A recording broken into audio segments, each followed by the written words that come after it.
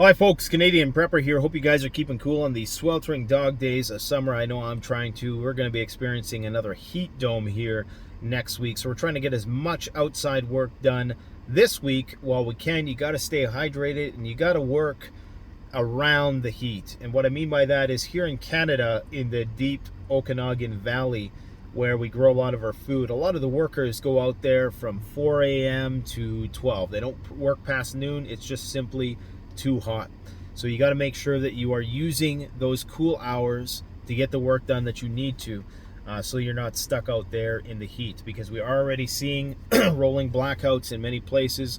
We're seeing water shortages that are compounding the issue, droughts, and this is problematic because the hotter it gets, the more irrigation you need, not only for your crops but also for yourself. This is why water storage, especially if you live in of water scarcity, should be on the top of your priority list. Okay, if you have a swimming pool, no better reason to have a vanity purchase like a swimming pool than the coming climate chaos, which is only going to get worse moving forward in the future, because there's now more stress being put on power grids, not just as a result of air conditioning, but from EVs. Okay, and this is why I predict that right around the time when everybody has an EV, that's when we're going to realize that the price of electricity is now equal to the price of gasoline. So if you're an early adopter to EVs, the party ain't going to last, unfortunately. Now, today's video, we got to talk about a lot of stuff. I've been out of commission for the last few days. We've been doing a little bit restructuring around the warehouse, and I'm going to give you a bit more information about that. But I just want to share a little bit about what I know. And like I say, the more I learn, the less I know. So take it all with a grain of salt. Now, where should we go? First off, let's start on the level of practical preparedness. All right, before we get into the big talk about nuclear war, climate chaos, food shortages, all the rest. This one is relevant to food shortages because we're going to be talking about Mylar bags and the banning of sale of Mylar bags from Amazon. They're claiming that they're banning the sale of Mylar because they can be used to transport narcotics in a way which is discreet, in a way which can defeat, border security, dogs, this sort of thing. If you don't know, Mylar bags are a non-porous bag which a lot of preppers use to store food. Okay, rice, beans, and Mylar bags is a staple of any meso or macro preparedness household. Now, the good news is you can still get Mylar bags after the date that Amazon is going to be banning them through stores like my own at CanadianPreparedness.com. You can still get them from a variety of other independent retailers. They're just not being sold on Amazon. However, as goes Amazon, typically as goes the rest of the world. And unfortunately, because a lot of small businesses run their websites either on WooCommerce or Shopify, it's only a matter of time before those websites do the same thing. We've encountered these issues with PayPal, Amazon, Shopify in the past, whereby it seems like they restrict the sale of certain things that are relatively innocuous. These are things that preppers use solely for the purpose of survival. Yet, I've had things like various knives, pepper spray, things like that, the sale of those banned, okay, because, for whatever reason. But it seems like a lot of the things that you are going to need in order to be self-reliant, you just simply may not be able to get them anymore as we enter a world where brick and mortar stores are becoming less and less of a thing, and the only option you're going to have is to buy it online. So if you can't get it online, you're not going to be able to get it at all. Okay, and then you of course have debit and credit card companies which could also restrict the purchase of these goods. So I just strongly encourage people, get them while you can. I don't think there's going to be a boycott or a total banning of Mylar bags anytime soon, but Amazon is saying that they want to absolve themselves of any legal liability because these things are being used to transport narcotics. But yeah, anyways, I would recommend beans, rice, Mylar bags. It's a cheap, effective solution. Do not spend thousands of dollars on bulk freeze-dried food. Not the individual packets or the individual cans of freeze-dried food. I'm talking about the bulk bins now, like the $300 bins of food that say they have 200 servings and it's a 30-day supply. the stuff is bad. It's not meant for repeat customers, okay? You want the stuff which is catered towards repeat customers, the stuff that you find at like the hunting store, in individual packets, because that is made to taste good enough that people are actually going to return to buy it again. That other stuff, they're banking on you putting it in a closet somewhere and never tasting it. They know if you did, you would regret the decision. Now, the stuff that we sell at CanadianPreparedness.com is only the good tasting stuff. It's only the stuff I would eat myself, because I don't want to deal with people phoning me and saying this stuff tastes disgusting. And so we don't sell the crap. We only sell the good stuff. Anyways, moving on in the world. Now, there's some glimmers of hope the world over, but I think it's a little short-sighted.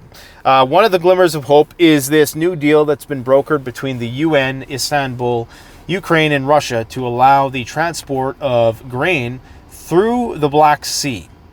This is, unfortunately, I think, a little premature. People are celebrating a little bit too early about that. I hope it goes well, but we got to think about a few things here, okay? Ukraine has been armed with increasingly long-range missiles. There is a war raging in the Black Sea between Russia's Navy and Ukraine land forces.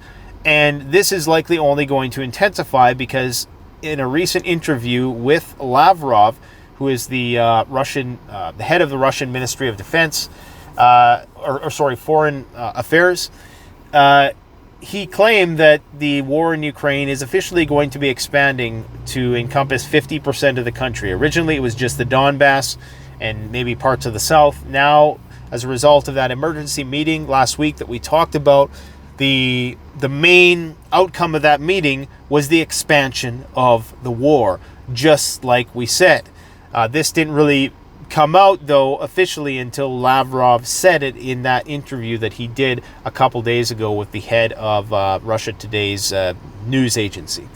Now, this is problematic, okay, because you're going to have the war expanding, and at the same time, they want the Ukrainians to clear the ports of mines in order to facilitate the flow of grain traffic throughout the Black Sea into that canal or whatever it is in Turkey.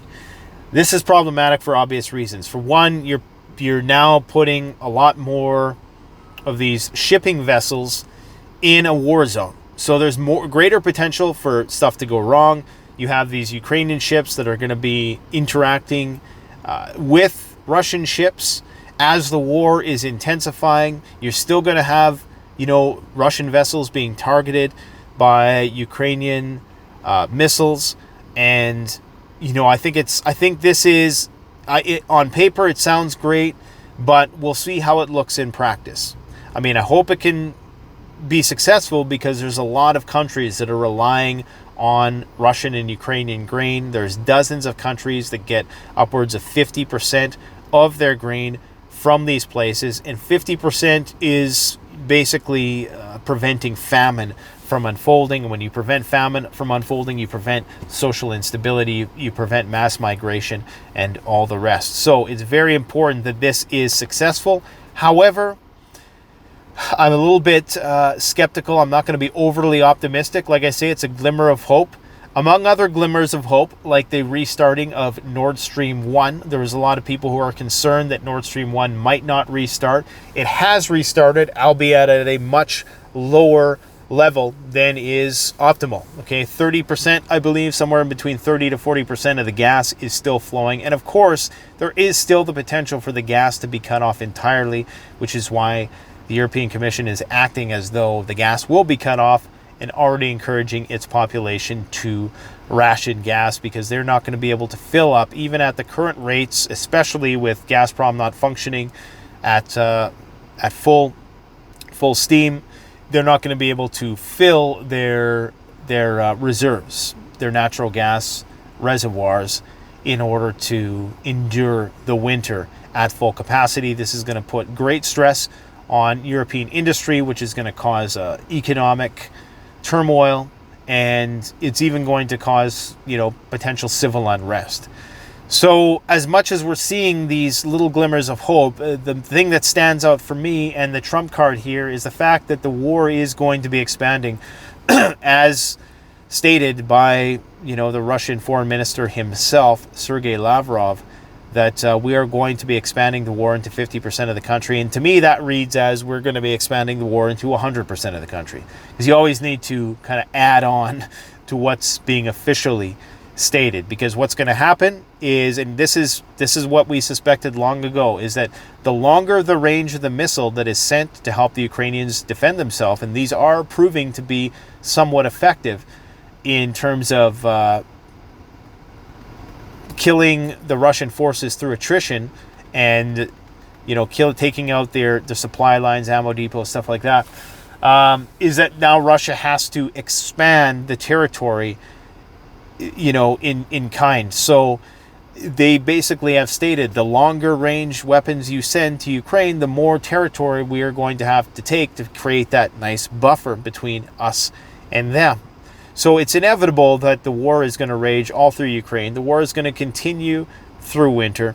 It's likely going to be ongoing for the foreseeable future, which is why a lot of these developments with the grain shipments, I'm not very confident in those being implemented to their utmost, because I think that it's likely going to just create more flashpoints for potential things to go wrong. Now, the Ukrainians are saying that we're only going to demine some of the ports, not all of them, because they don't want to be invaded, right? And this is the risk, is that if they demine the ports, it's going to increase the likelihood or decrease their ability to be on the defensive when Russia inevitably invades, which they've clearly now stated that we want to take 50% of the country.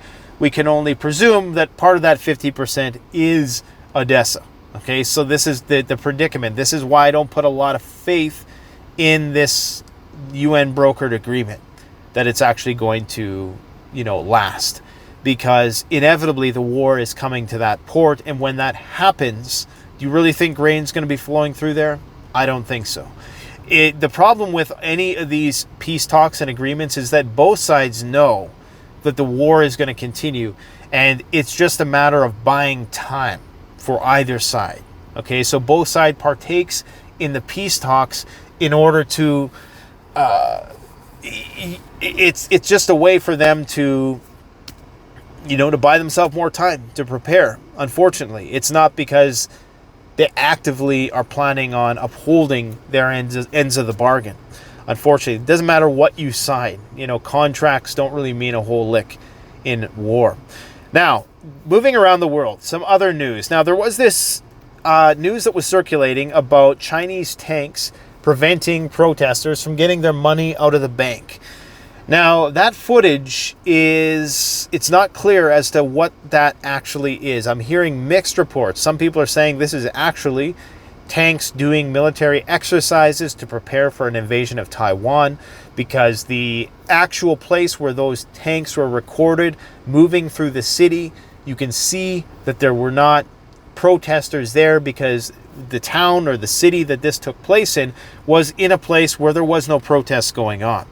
Okay, so the concern is that this footage that we're seeing of these tanks rolling through the streets in China, because we know they've had this problem right now. People cannot withdraw their money. Apparently, there's this whole fiasco with this housing issue. These people were supposed to get houses built for them. They didn't get the houses built. Anyways, I'm not going to get into that.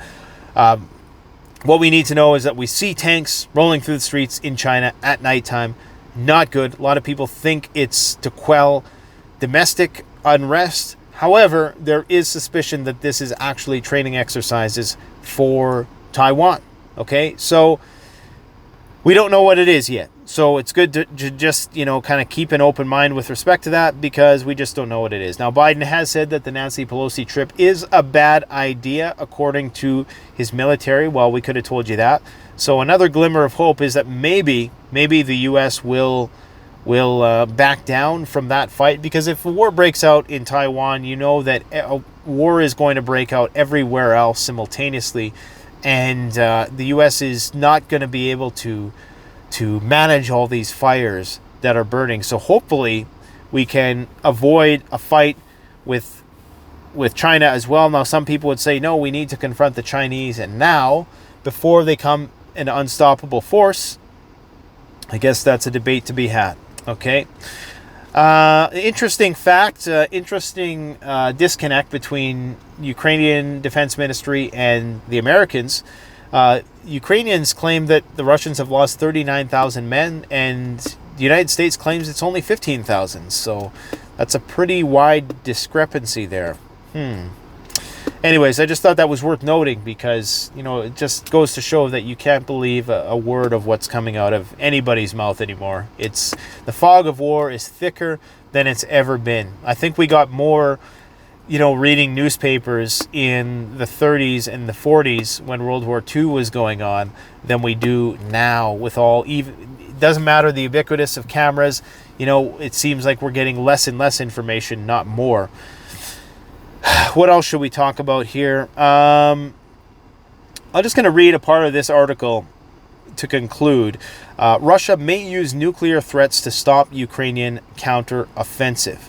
Russian President Vladimir Putin may use nuclear threats to deter Ukrainian counteroffensives against the occupied Kherson, Zaporizhia, Donetsk, and Luhansk regions, according to a U.S.-based think tank. The Institute for the Study of War said in its July 19th assessment that should the Kremlin annex the regions that are currently occupied by Russian forces, Putin may state, directly or obliquely, that Russian doctrine permitting the use of nuclear weapons to defend Russian territory applies to newly annexed territories. Okay, this is what we've been concerned about for a long time. If Russia incorporates the regions that it's taken into itself as a country, and then that is targeted by Ukraine or NATO, then of course we run the risk of a nuclear escalation. However, I will say that the Ukrainians have been firing missiles into Russia proper for a long time, and that hasn't resulted in a nuclear response yet, arguably because the Russians haven't deemed this an existential threat.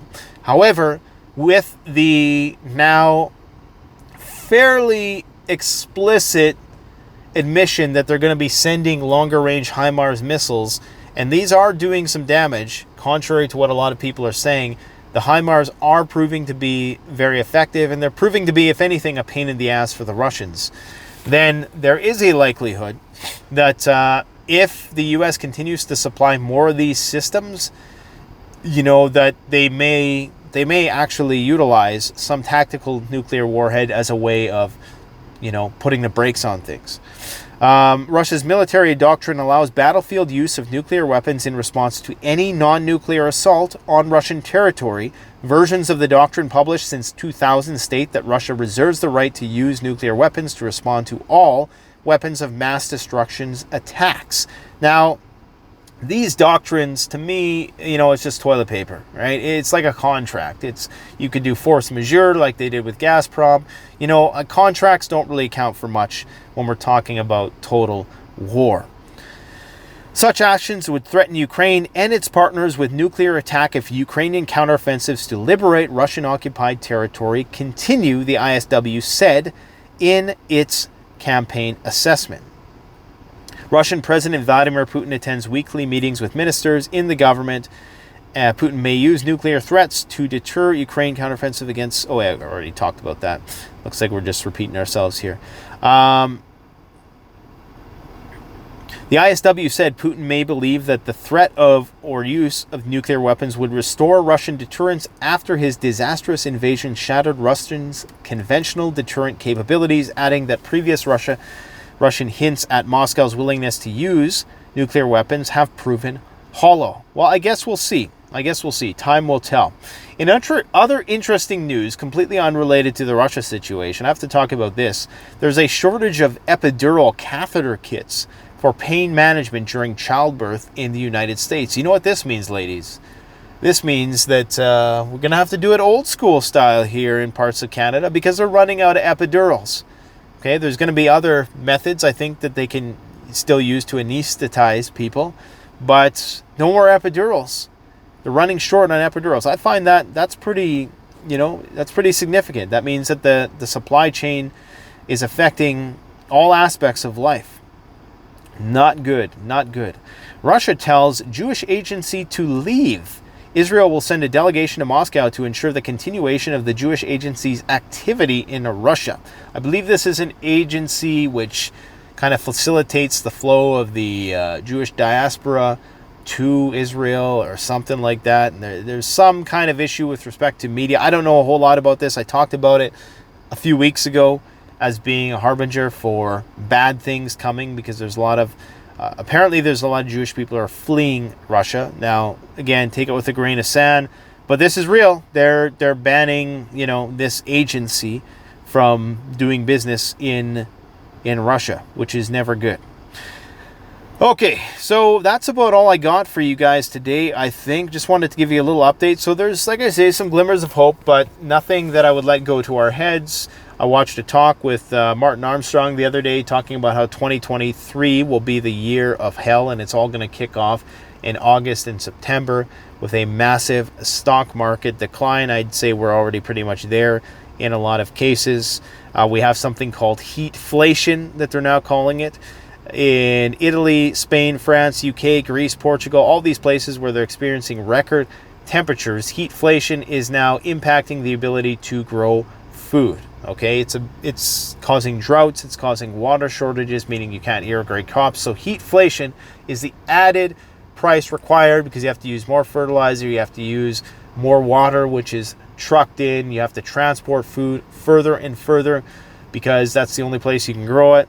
So heatflation, get ready for a new terminology as we move forward as the climate chaos unfolds. Let me know what your guys' take on anything that I've discussed is. And remember, go get your Mylar bags from CanadianPreparedness.com. We are currently in a bit of a restructuring phase, so some shipments are going to be delayed 2 to 3 weeks. But don't panic. You're still early to the preparedness party.